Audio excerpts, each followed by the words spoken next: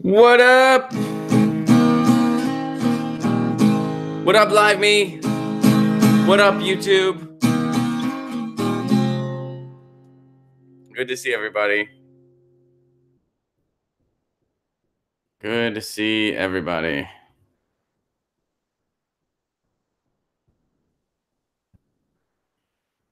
What's up, Smart Swag? Good to see ya.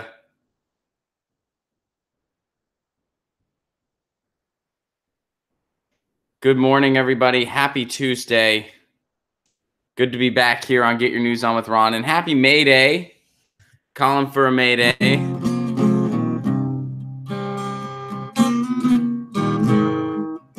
Aw, thank you, Definitely Human. I love you too. Thank you very much. That's very kind of you.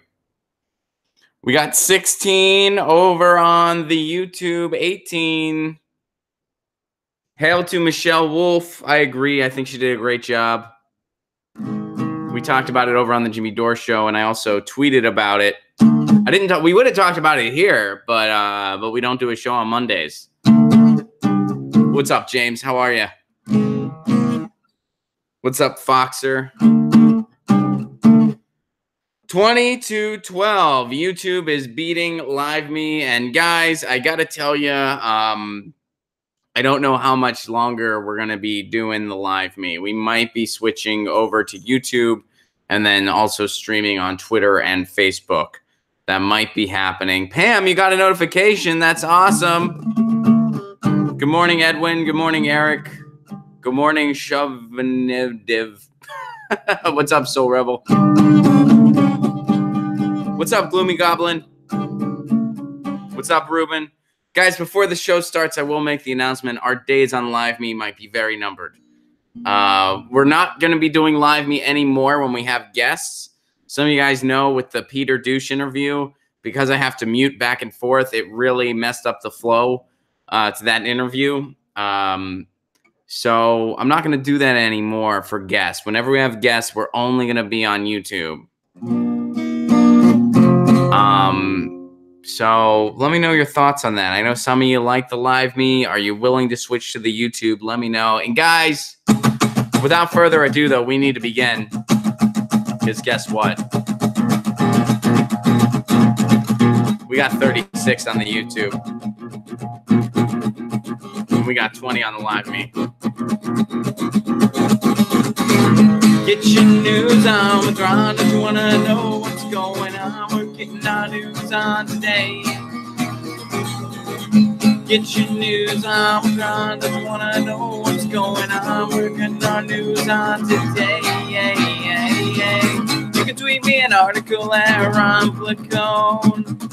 We go through it together and make it our own. Get your news on with Ron if you want to know what's going on. Getting our news on today.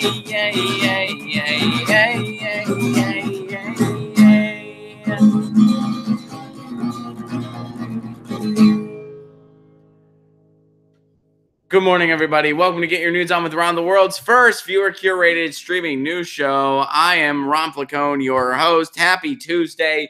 Good to see you. Thank you guys so much for being here. Good to see everybody. Happy May Day.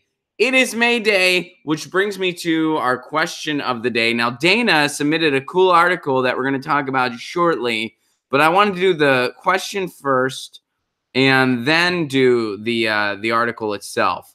There is an alternative to capitalism, and this is a Richard Wolff piece. We're going to be talking about that, but first, let's do the question.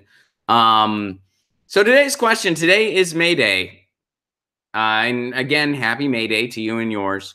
So my question for everybody is, how can we go about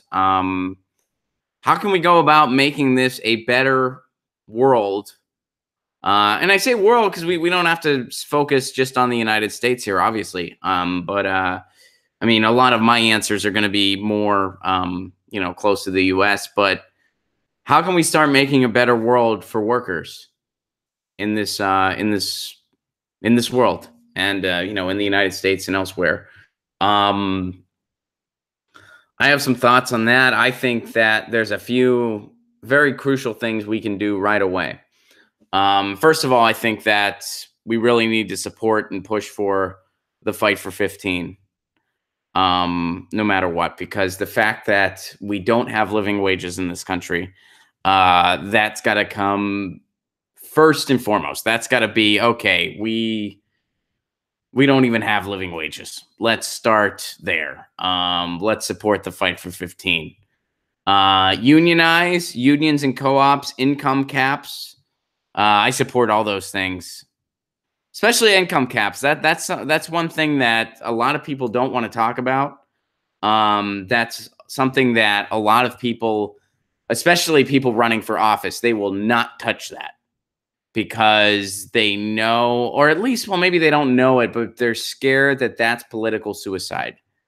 The idea of income caps, they'll consider, and I don't know if it would be necessarily. I think that in our current political structure where you need, or not need, but where you want unlimited money for corporations, it would be political suicide, because then those deep pockets aren't going to give you a dime. So I think in that regard, but I think people in general, like even people running for Congress or local office, are still scared to even touch that. But so that's one thing. I mean, I think supporting the fight for 15, I think supporting stronger unions is a big thing. And policy-wise, fight for 15 is a big one. The other thing that I think is very important, and a lot of this is sort of cleaning up a mess as opposed to moving forward. And it's sad that we have to clean up a mess instead of moving forward, but I'm being straight up here. I mean, that's the reality of the situation. We have some messes to clean up. What's the mess I'm referring to right now? Right to work. Right to work needs to go away. It should have never happened. It should have been gone the day before they inked it.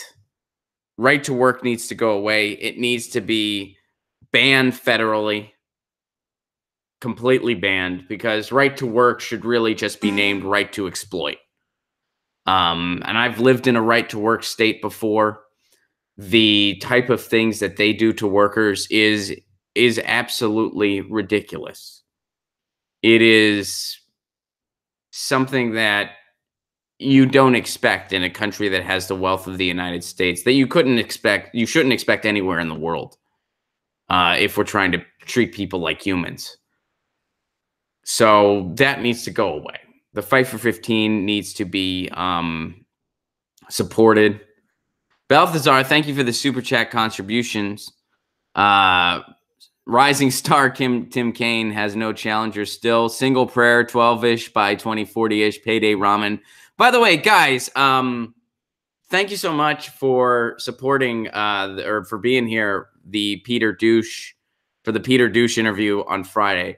And just so you know, I don't know if you guys knew this, that was his first time doing that ever. And we had some audio issues, which was my fault.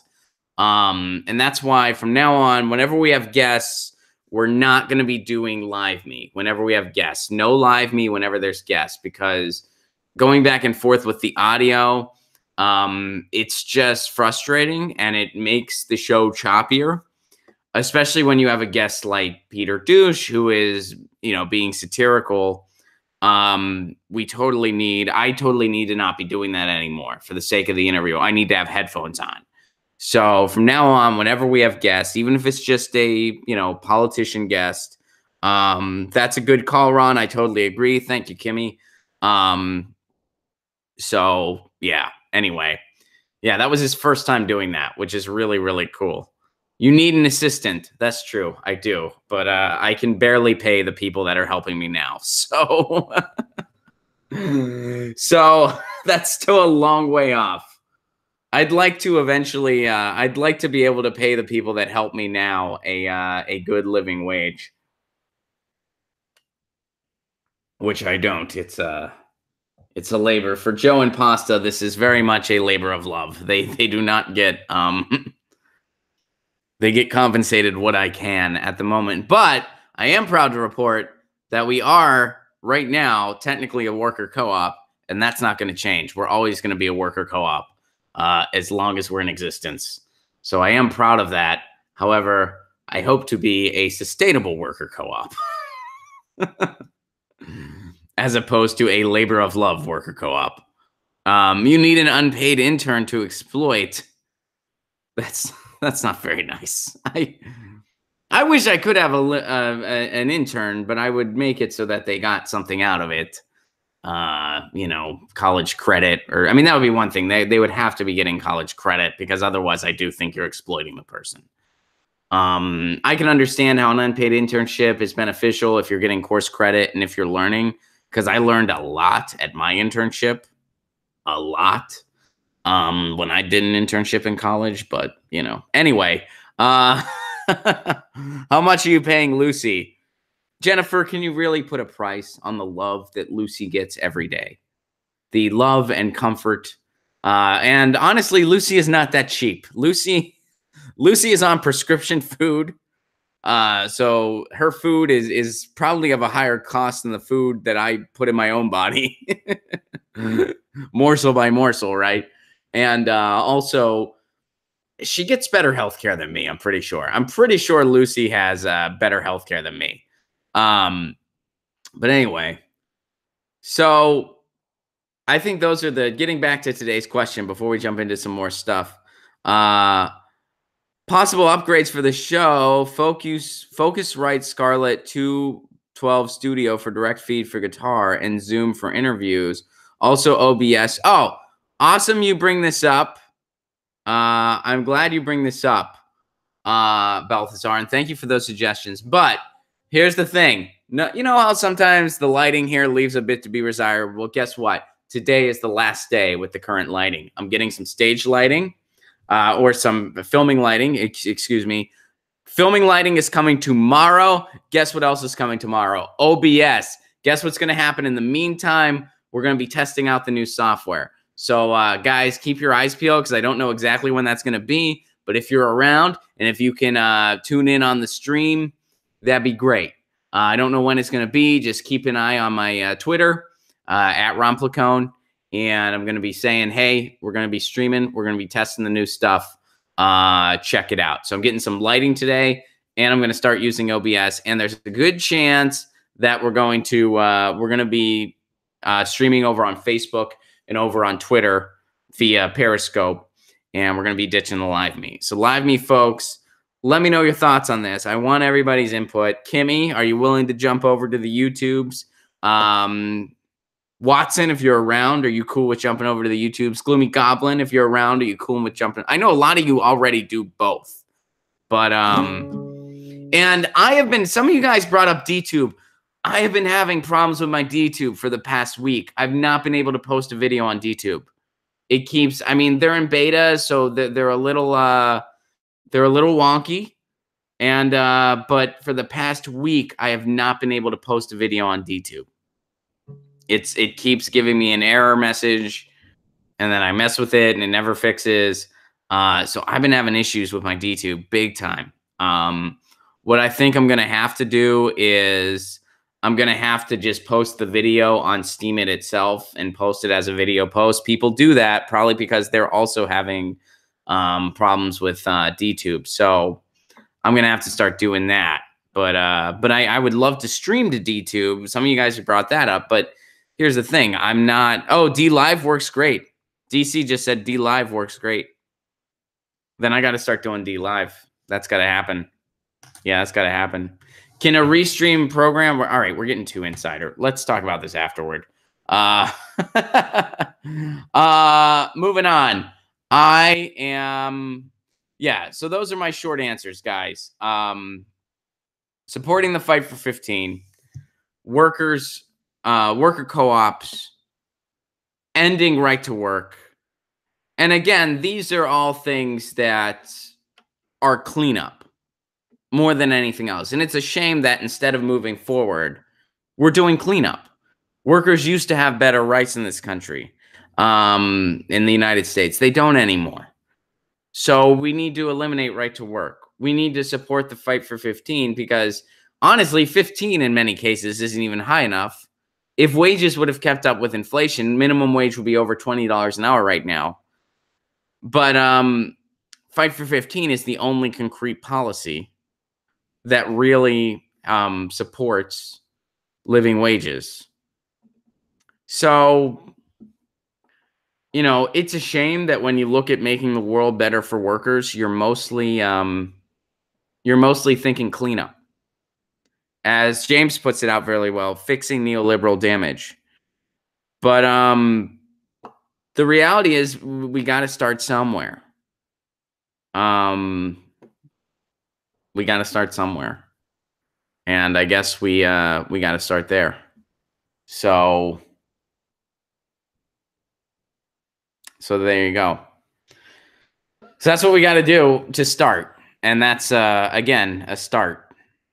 But I mean, I think until we turn over exploitive laws and until we at least get people up to living wages, we can't really do anything else. We can do things simultaneously. Unionizing would help this happen, right? Unions would help make this happen. Rallying would help make this happen. Worker co-ops would help make this happen. And, I'm proud to report. Daniel says, start nowhere, no values, Democrats 2020. The teachers are leading the way. I agree with you, Celeste. You're absolutely right. Workers are under attack everywhere. That's very true. Strike.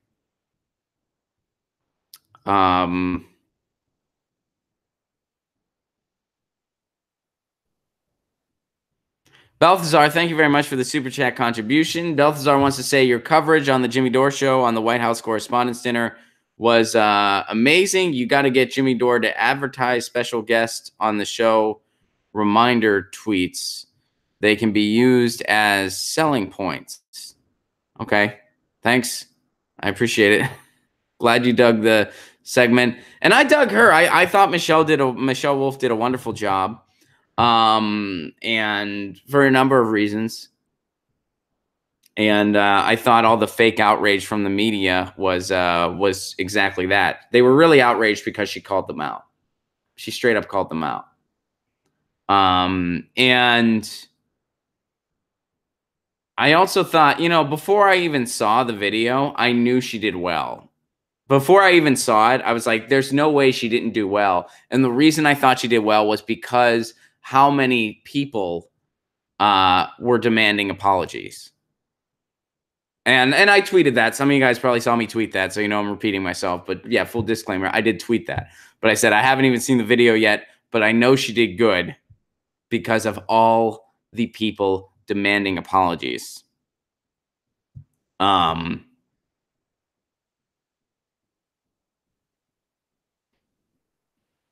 Have Michelle as a guest, I'd love to. And my guest booker pasta will get on it. All right. So let's move on to an article that Dana submitted. Since we're on the topic of May Day, here's an article. This is an opinion piece. And I guess Richard Wolff himself wrote this. Yes, there is an alternative to capitalism. Mondragon shows the way. Richard Wolff writes this. Oh, let me give this a Get Your News On with Ron retweet.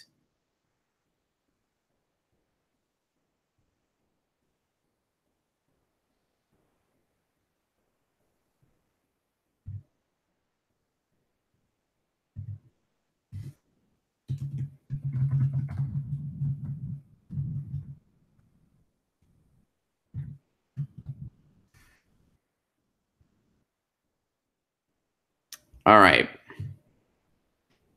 Why are we told a broken system that creates vast inequality is the only choice? Spain's amazing co-op is living proof otherwise. There is no alternative to capitalism. Really? We are to believe with Margaret Thatcher that an economic system with endlessly repeated cycles, costly bailouts for financiers, and now austerity for most people is the best human beings can do? Capitalism's recurring tendencies toward extreme and deepening inequalities of income, wealth, and political and cultural power require resignation and acceptance because there is no alternative. I understand why such a system's leaders like us want to believe that, but why would others? The leaders want to believe that because it's benefiting them, but why do other people want to believe that's the best we can do? Alternatives exist. Every society chooses, consciously or not, among alternative ways to organize production and distribution of goods and services that make individual and social life possible. So he talks about Mondragon.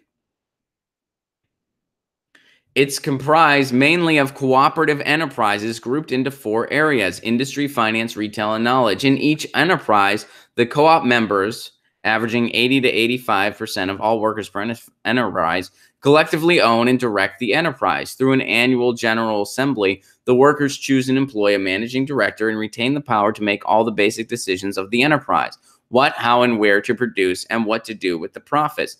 As each enterprise is a constituent of the MC as a whole, its members must confer and decide with all other enterprise members what general rules will govern MC and all its constituent enterprises.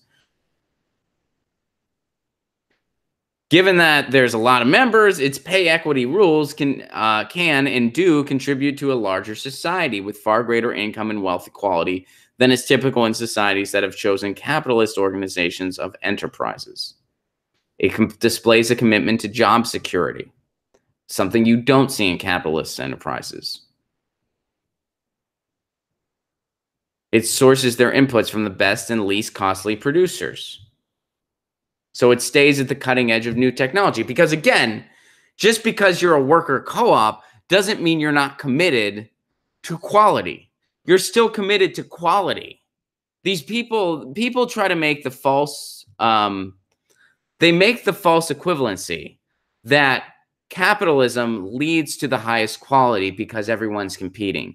That's not necessarily true. You can still have enterprise and markets without capitalism. Those two things aren't one and the same. And I like to use the Henry Rollins metaphor for humorous effects.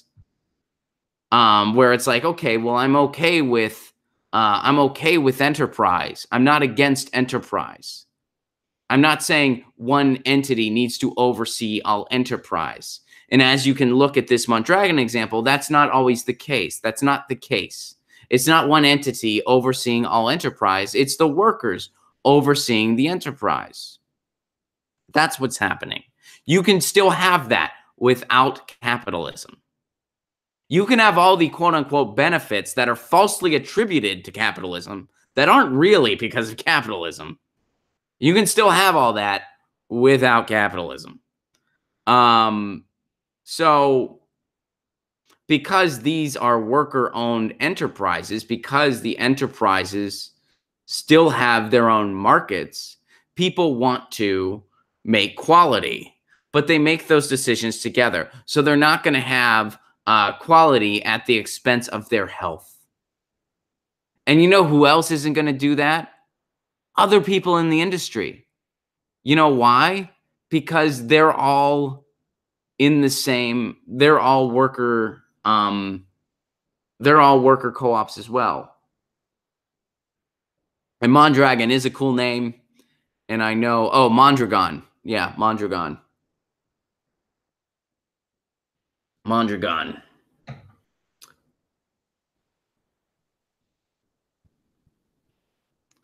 So thank you for sharing that, Dana. And Richard Wolff really breaks down where worker co-ops are working, not just in Spain, but around the world. He has a wonderful presentation on Italy. And I had the privilege of meeting him recently, Richard Wolff. I got to meet him. He was he came to the Jimmy Dore Show studios, and was I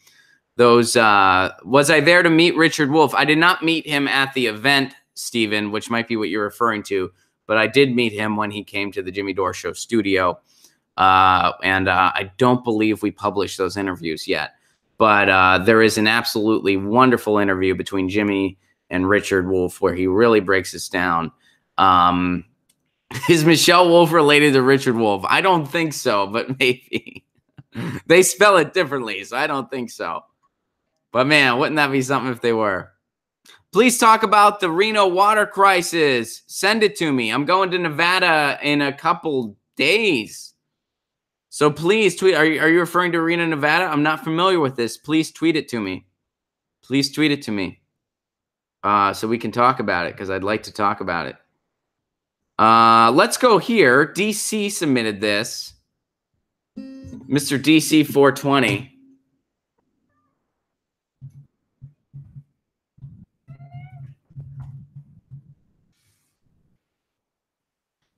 And for today's May Day, the smearing of Jill Stein continues. This is from Raw Story. Jill Stein refuses to condemn Russian election interference in babbling CNN interview. This is their headline.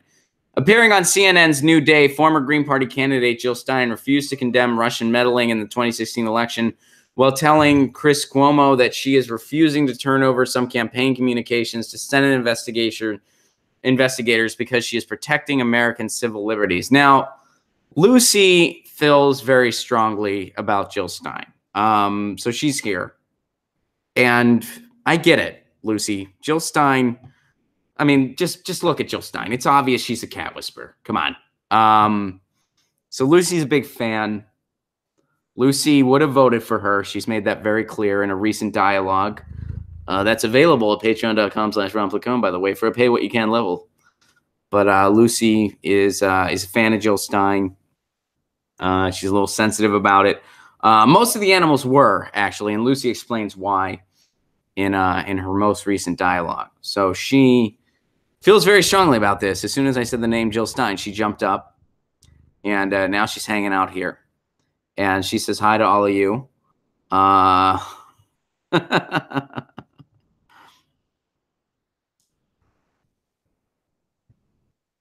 So let me get back to this article here. I have to be a little careful over how many windows I keep open, because that's when this freezes on me, and I don't want. If I freeze today, Mike Figueredo is not here to take over the show and help out. So we're screwed if it happens. All right. So according to a report, Jill's campaign, Stein's campaign, has provided some documents. They've provided thousands of documents. Okay. In this Raw Story piece is a smear piece, and DC said that's what it is. So we know we're reading a smear piece right now. So they called her interview a babbling interview. I didn't see this particular interview, but I saw her MSNBC interview. They also called that a meltdown and a babbling interview. And you know what really happened in that interview? She handed MSNBC their ass. If you don't like Jill Stein, that's fine. You don't have to. But objectively speaking, she owned that interview. She called out all the nonsense that we've been talking about on this show, and they had no rebuttal on her. They had no rebuttal. She slayed that interview, and she got smeared anyway. And whether you like Jill Stein or not, it's irrelevant. But if you watch that interview and you're paying attention to what's going on, and you don't come away with it saying, wow, she really slayed that interview, you're either in denial or you're not paying attention. I'm sorry. And Lucy agrees. Lucy's like, I watched that interview on repeat. I was meowing the whole freaking time. That's what Lucy's saying. So, and if you don't remember the MSNBC interview I'm referring to, we did a video on it over at the Jimmy Dore Show. So let's watch. Let's see. One of you guys tweeted the interview, so let's watch it ourselves. Because I have a feeling she just told the truth. I have a feeling that's what she did on CNN. I have a feeling she told the truth. And CNN's not a big fan of that. They're not a big fan of telling the truth. That's why they say things like, so wait, who tweeted this to me? Somebody said they tweeted it to me.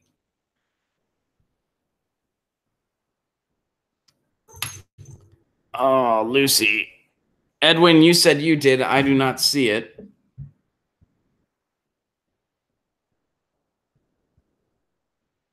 This is a labor union article. I have that from you, but I don't have the Jill Stein video.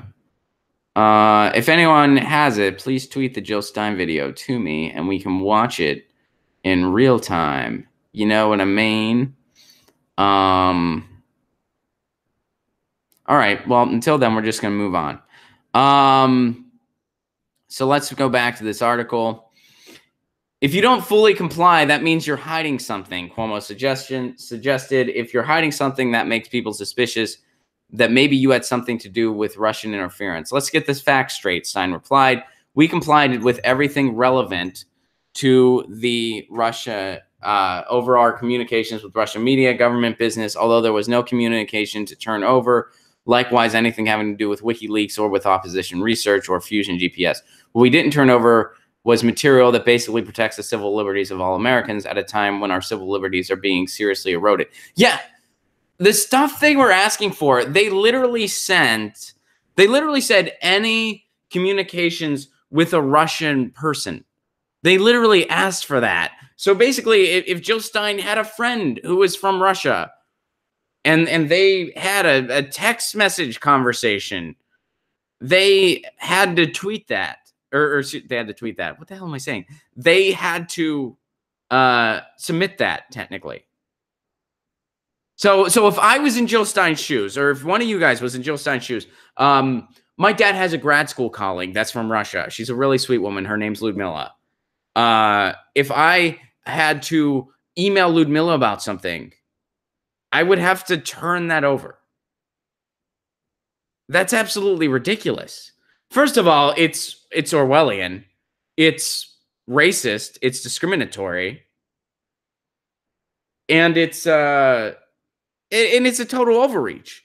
And instead of just ignoring that part of the request and just giving them over everything that's relevant and just say, here you go, see you later, she was fully transparent and said, here's everything that's relevant to your cause. Some of this stuff is such a broad, vague, overreaching request that we're not going to comply to that because you're violating our civil liberties. So she's being punished and further smeared for being as transparent as one could possibly be. That's what she's doing.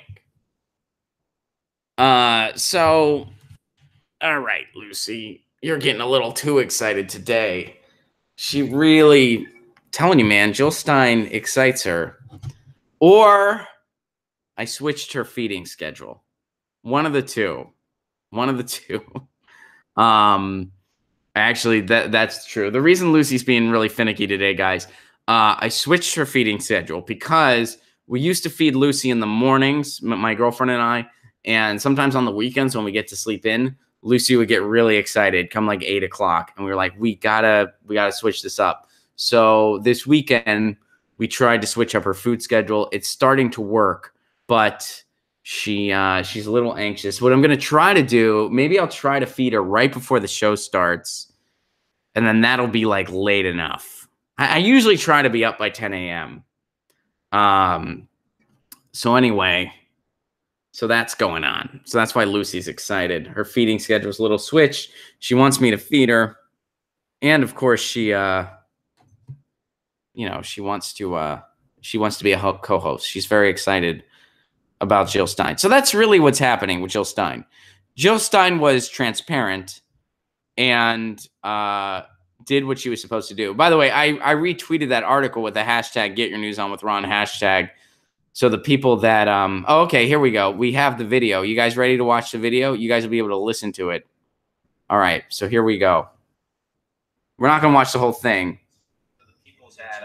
Okay, here we go. We have the video. You guys ready to watch the video? You guys will be able to listen to it. And the campaign All right, so is turning over some documents, have done so already related to her campaign's contacts with Russia, but they're holding back others. Dr. Jill Stein joins us now. Appreciate you taking the opportunity.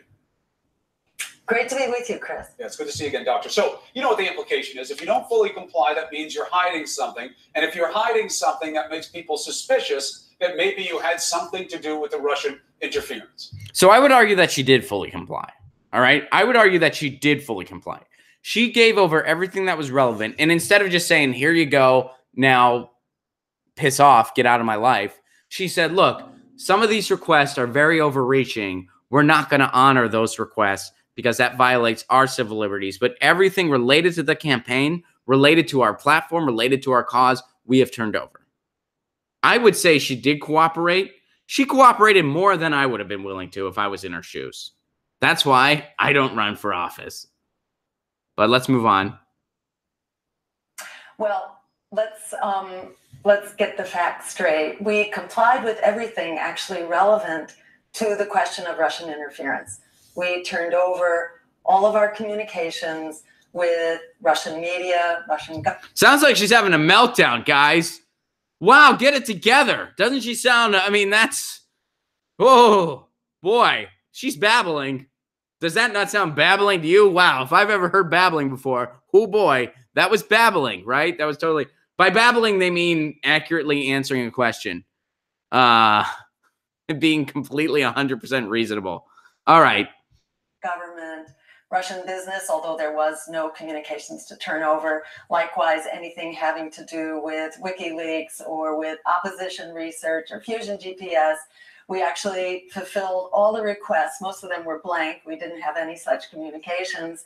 And what we did have with Russian government and media was really related to what time we were going to show up for an RT appearance and the logistics of our trip to the conference in Moscow with RT. So all of that was turned over. What we didn't turn over was material that basically protects the civil liberties of all Americans. So at a time when our civil liberties are really being seriously eroded, for example, the use of our private data. You know, we have a privacy protection that's part of our civil liberties, but that's been horribly violated. 87 million Americans have basically had their data taken, and there are up to 2,000 data points on every American that are being used. Listen, I hear you about that. That's certainly a concern. We've been covering it and the potential need for regulation and what will the industry do. However, back to you. What did you not turn over in the name of civil liberties? All right, that's a fair question. Let her answer it. We did not turn over, you know, and I should add, we also turned over our policy positions, which were the same as what we said publicly throughout the campaign. So there was nothing hidden there. We turned over our policy. What we did not turn over was I told you, man, our internal Jill, discussions about policy, which were really no great shakes because there was not much difference between the policies that the Green Party has held for a long time and the policies of the campaign. So it's not like there's some. I'm sure if Jill Stein saw this, she'd want to do the show, Lucy. Here or some vulnerable conversation, but rather we're standing up on a principle, and that is the principle that's part of the First Amendment, our right to basically freedom of association. And that, you know, that needs to be protected. And I like how he shrugged at that. She's talking about the Constitution, about her rights as an American. And he's shrugging at her like she's saying something bogus. Don't be mad just because she has a better understanding of the law than you do. Unbelievable. I mean, do you guys see how condescending this is? Do you see, and I'm not trying to say, I mean, and I do want to get Jill Stein on the show, but I mean, how do you not see how counterproductive this is? And I know you guys do see it, and I'm preaching to the choir. But whether you like Jill Stein or not, and I'm just saying this because I'm not trying to, like, kiss up to anybody. It's just, how do you not see what a waste of time this is? This is a waste of Jill Stein's time. And this is so dumb. Like this is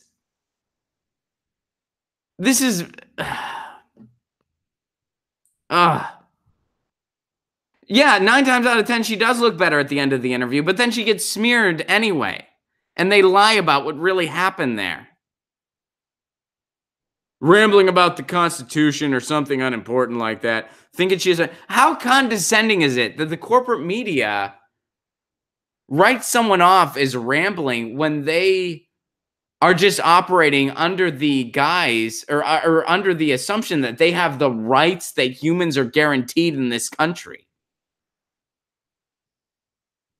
I mean, Jill Stein, what nerve of Jill Stein? First, she ran for president thinking she has the right to democracy and that people have the right to an anti-war choice. What nerve? And I tweeted about this, and I got the tweets that, oh, she took votes away from Hillary. Because not only is the right to democracy reserved for Hillary Clinton exclusively, but Hillary also had the right to your vote. And if you didn't give her your vote, you violated her rights. How manipulated do you have to be? How scary manipulated do you have to be to think that anybody, whether they're a Republican, Democrat, or even a progressive for that matter, no matter what they are, to think that somebody's entitled to someone else's vote, and if they don't give it to them, shame on them. They shouldn't be a citizen anymore. Shame on them. And if somebody thinks they have the First Amendment right, and they have a right to privacy, and they have a right to freedom of speech, shame on them. Shame on them.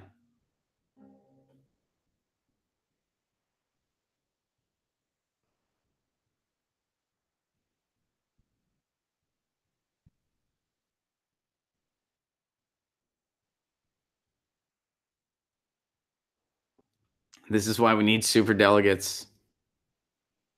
It's unbelievable. I mean, that's what's going on in this video.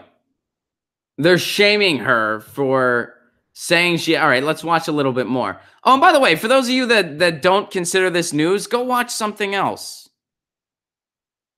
If you don't consider this news, this interview happened today. We're covering something that literally happened today. I don't know how this doesn't qualify for news. But if you don't think this is news and you're okay with the fact that corporate media wants to condescend to people for thinking they have rights, if you're okay with that, if you think that's okay behavior, there's plenty of cheerleaders that are probably online right now that you can go watch. There are plenty of cheerleaders. I'm not a cheerleader. I never will be. Because if I ever become one, I have you guys. You guys will tell me, and I will fucking quit. That's what will happen. So if you want to go watch a cheerleader, go watch a cheerleader. Because I'm not, and that's what the Correspondents' Dinner want. They want a cheerleader. And Peter Douche's Constitution of the United Hillary States of America, HRC's rights to your vote, is #1 on the HRC's Bill of Rights. Thank you, Balthazar. All right, so let's watch a little more than this, and then we should move on to other things because we're almost out of time. And this is the only thing we covered today. So... And the courts have always upheld that. Right, we'll see. There'll be some litigation here if the government really decides that they want it. We'll see how. Oh, subtly threatening her. He just subtly threatened her. Oh, we'll see. There'll be some litigation. This is bullying. This is bullying. Sorry, some of you feel like it's not news, but this is bullying. That's what this is. This is bullying. This is a corporate establishment shill bullying a progressive for no reason. Oh, wait, there's a reason. The reason is they want to continue the 24-hour distractathon that is Russiagate because it's helping their ratings and it's helping the two-party system. It's deflecting from what's really going on.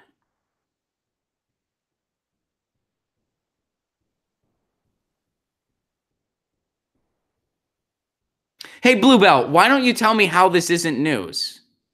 Explain to me how this isn't news. Why don't you do that? Explain to me how this isn't news. But Ron, CNN stands for certainly not news. Ha, I like that. That's almost as good as RNPR. Bluebell, please tell everybody how this isn't. I'm honestly asking you, how is this not news?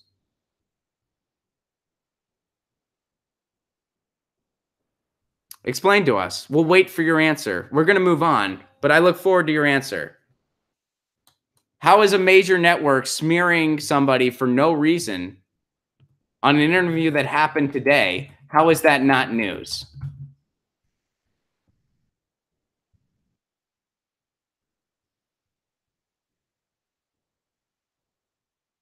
Yeah, I don't see an answer yet either. I'm just curious. I'm not trying to troll. I'm honestly curious. How is this not news? It's news because Trump. It isn't news because Trump. Ha! Correct the record. Oh boy, I hope not. All right, let's move on. All right. Oh, some of you guys are tweeting me cat photos, which I love very much. Oh, we'll talk about this. Oh wait, I'm not gonna like this. Okay, sometimes when I like the articles you guys submit, it gets confusing for people that don't understand the premise of this show, and they think I'm endorsing something that I don't want to endorse. But this is from Sam, ex-Bush ethics lawyer to run for Senate as a Democrat in Minnesota. I just retweeted this. This is about Richard Painter. For those of you guys that don't know who Richard Painter is, Richard Painter was the ethics lawyer for the Bush administration. Ever since then, he's become a hero of the corporate. Is there anything better? God, fucking CNN. They're stupid. Ah.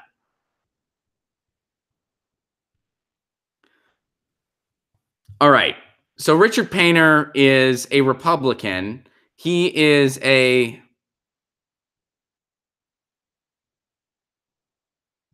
Republican. He was an ethics lawyer for the Bush administration. And Russ, Jimmy does the better Richard Painter impression than I do, but I'll do mine. All right, so Richard Painter, here's who Richard Painter was. He goes on MSNBC and he talks like this. He talks like Popeye the Sailor Man meets I don't know, some kind of warmonger. But he talks like that. And he says, we would never do this over on the Trump campaign. We would never do this. We would never do it, even though we're war criminals and we endorsed an illegal war. But we would never do that. We would never say something rude at whatever the new Trump, whatever the new clickbait Trump soundbite is. They get Richard Painter on to talk about that. And he talks about how the Bush administration would never do such a thing. And then, like, brainwashed idiots, people on the quote-unquote left, talk about how, oh, well, we miss George Bush. We yearn for those days. Yeah, he's a war criminal, okay? He's a war criminal. All right. Someone calls it Popeye meets Daddy Warbucks. Richard Painter holds the Guinness record for longest scowl. I think that's very possible. I didn't vote in the primaries. What is your advice on who to vote for if there is no real progressive movement here? Ruben, where is here? I bet there is somebody running, and you just gotta try to find that person. So yeah, let me know where here is. And there's some resources out there. Lucy's into this, man. Lucy's into this. So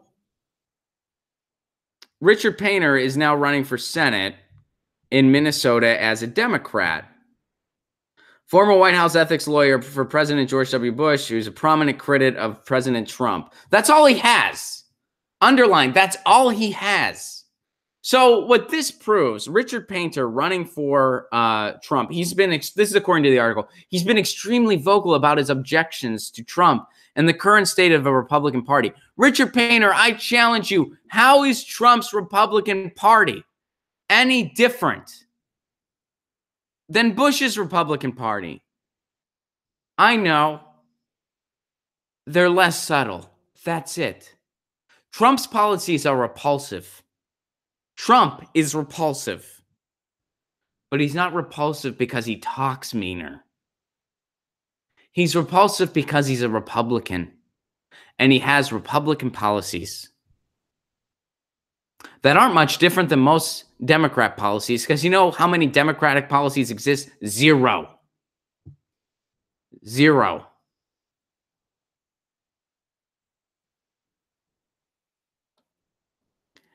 And this guy's running. So, and this proves my point, by the way, because The fact that Richard Painter is running for a Democrat, a war criminal who aided the Bush administration,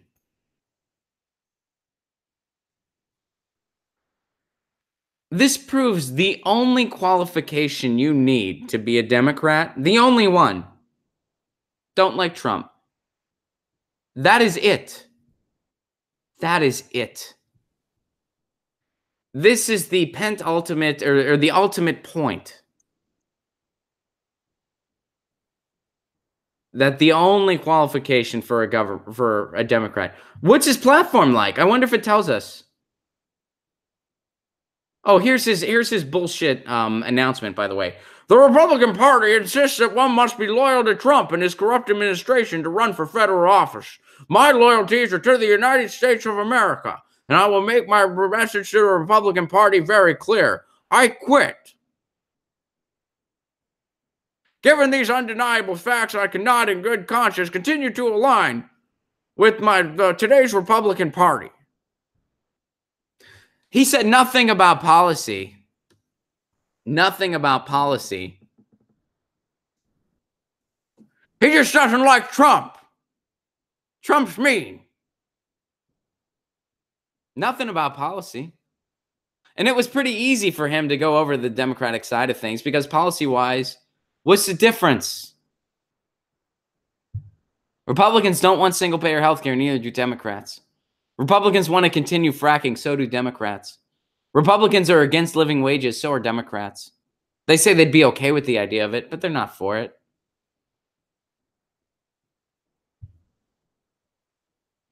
Ruben, you live in Idaho. Yeah, you just got to dig deep in your district. See if there's any... I would look and see if there's any Green Party candidates or progressives running as independents or Justice Democrats trying to infiltrate the party from the inside, and consider supporting one of them if you like their platform. And Edwin recommends checking out North Idaho Progressives. That's a good group. That would be a good resource for you. Balthazar points out, I live in Colorado 3. There's a conservative clown in the current seat, but his progressive competition is a mealy-mouthed, no-name policies.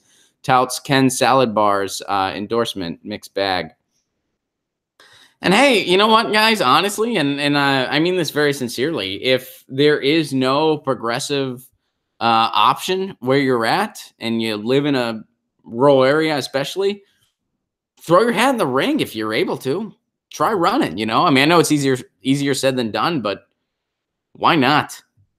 Throw your hat in the ring if you can. I know not everyone can, and that's totally understandable. But, you know, if you're able to.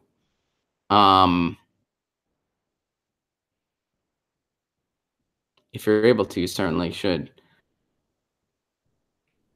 DNC wants to go progressive, bring in a lawyer for George W. Bush.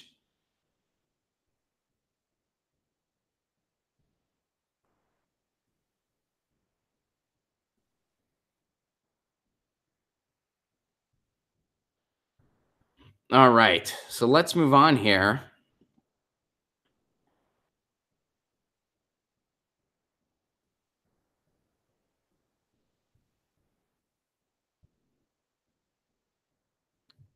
Here's some water news.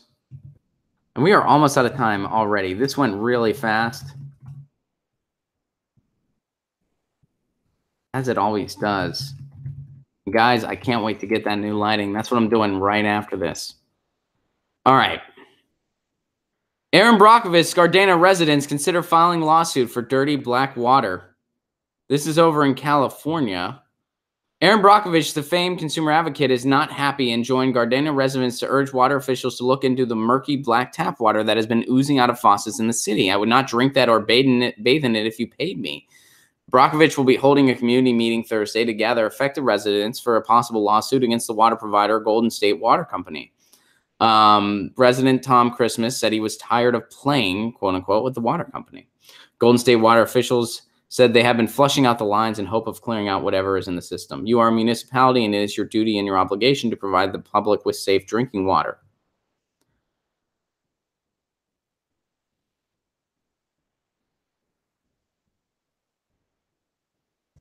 So Golden State Water Company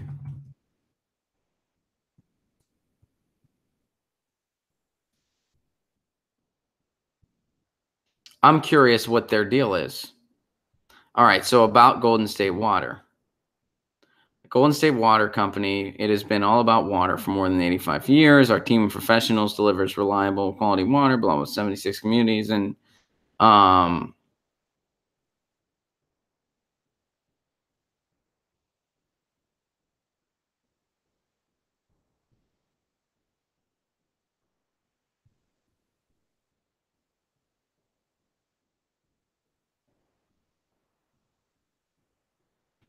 right. So I'm just trying to see like all the ins and outs of that company. So it's in LA County.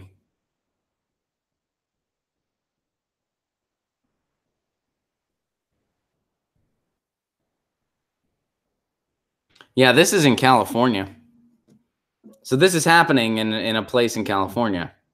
And they're doing little about it because obviously privatizing water is what leads to a lot of this. I mean, in Flint, you see what happened in Flint.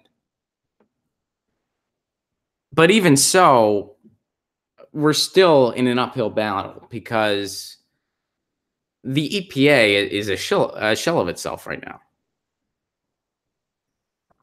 Daniel, I live in Southern California too. And yeah, our water is not good here. Our tap water is not good here. They privatize water.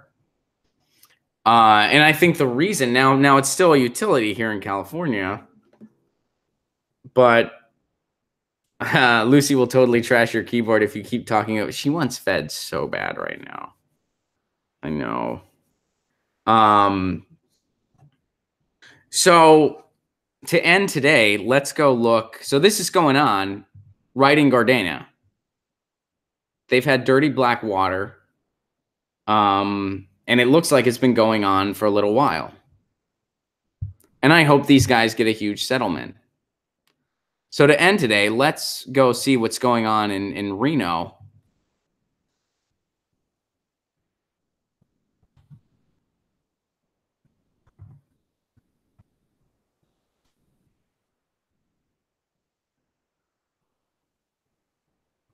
And I'm not, all right, so I just Googled Reno and water, and I'm not finding anything that's coming up here.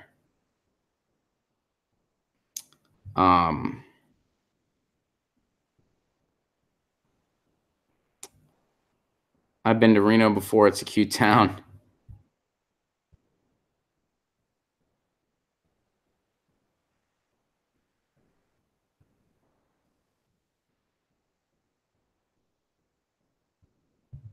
So this is what's going on in Gardena. Let's see here. All right. Well, we're just going to end on that then. So guys, I sent you a tweet. Blue Ball, I have no tweet from you. At least I can't find it. Can you tweet it to me again and we'll end on it?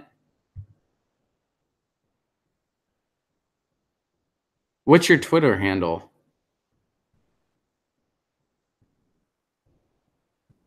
That makes me so mad that guy's running for Richard Painter running. Oh, what an insult. And you know what? He's probably going to win.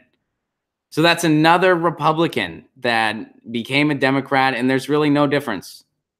I mean, it's unbelievable. And people are falling for it. People are falling for it. All right, I want to know what's going on in Reno because I'm not. Oh, here we go. I found it. I found it.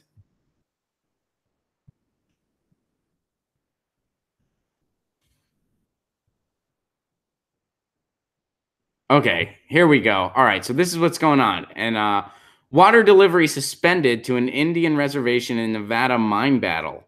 It was uncharacteristically urgent. It was an uncharacteristically urgent demand at the federal Superfund site where the cleanup of an abandoned World War II era mine has dragged on for 2 decades and progress is measured at best in years. All right. Atlanta Richfield, owner of the former Anaconda copper mine, was suddenly halting the free home delivery of bottled water it's provided since 2004 to about 100 residences on the neighboring American Indian Reservation in Nevada, where scientists continue to track the movement of a poisonous plume of groundwater. It is imperative that these deliveries do not take place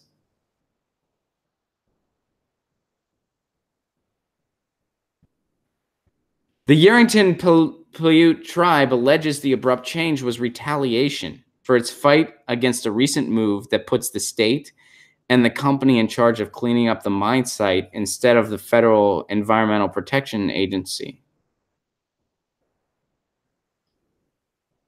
Over the tribe's staunch objections, the EPA in February backed off plans.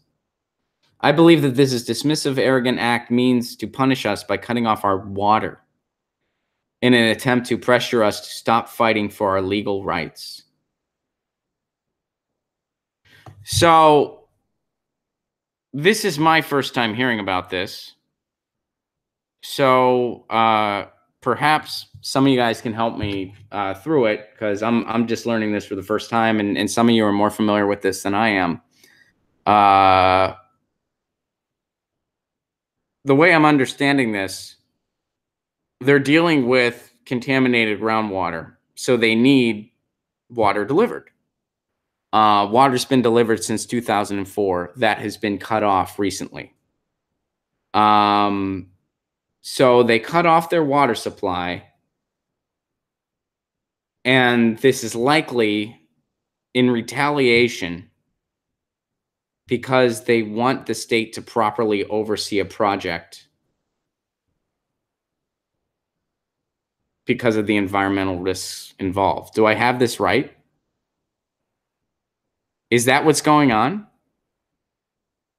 And let me know if I'm missing something. I mean, that's my understanding of this. And I'm at a loss for words as to how freaking ridiculous that is.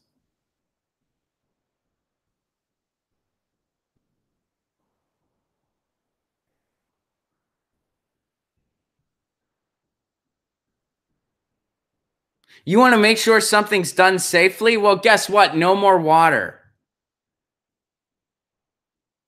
Who does that? The people that run this country. That's who.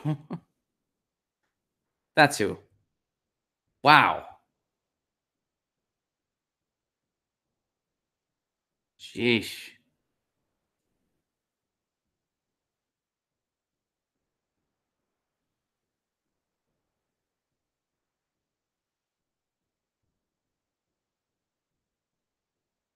What goes on to, I mean, it's unbelievable. And this is a loss of innocence for me. I mean, I can't speak for anyone else. I can only speak for myself, but it's like, you're blown away when you find out what really goes on in Native American communities. I mean, it's, and I know this happens everywhere, but in particular, I mean, what our government and our leadership does to Native American communities, what they do to immigrants in general.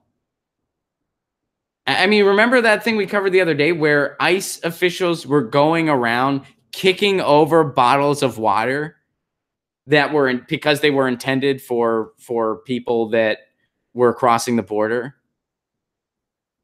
kicking over the water.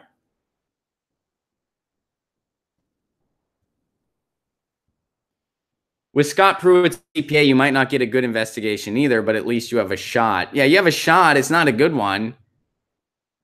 Their analysis is going to be, does this cut enough corners? That's what their analysis is going to be.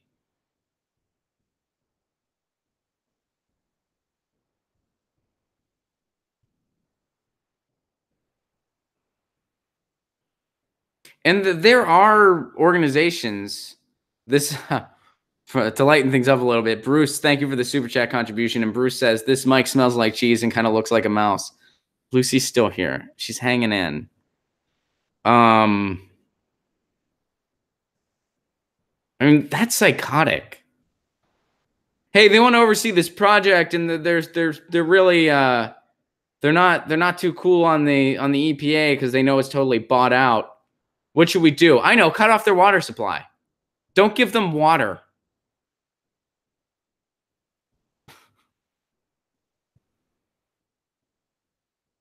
Wow. Let me make sure I give this a retweet.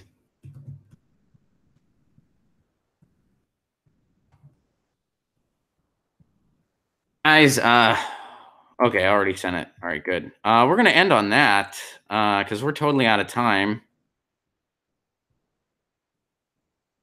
I mean, mull that in your head a little bit. Take that home with you. This is May Day. We're talking about trying to make a better world for workers. We're talking about trying to make a better world for all of us. And whether you like it or not, guys, and I know a lot of you do, but everything we talked about today is very much connected because instead of talking about what's going on in Reno,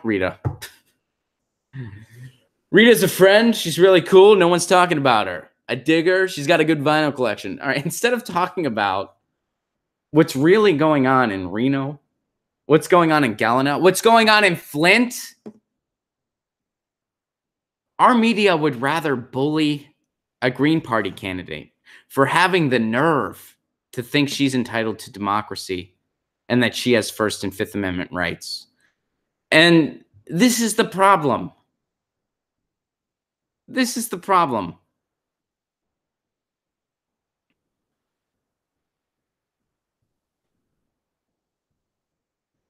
This is what's going on reservations. Stuff like this. They deny people water.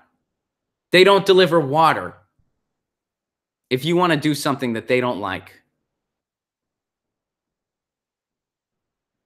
We don't even know how many Native American women go missing a year or are victims of rape or murder. We don't even know because there's no record kept on it. None. And they do stuff like this. And I bet more stuff like this goes on that we don't even hear about. There's definitely police brutality that goes on at those reservations that we never hear about. So guys, hug somebody close to you. And yeah, I am glad Michelle Wolf said that at the end of her speech. You guys pointed that out in the chat. Michelle Wolf, she did give Flynn a shout out, which was very important. And once again, what did the media rather talk about? They'd rather talk about misinterpreting one of her jokes. Not one of her jokes was making fun of Sarah Huckabee Sanders' looks. Not one. Not one. Not one. And if you want a further explanation, we did a video on it over at the Jimmy Dore Show. All right, Daniel, we'll close with the Revolution song. Because I guess we need it, right? We need a revolution in this country desperately.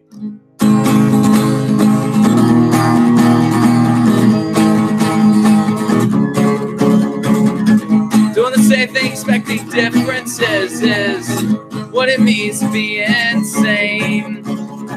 Having to choose between more and more is not what it means to play the game.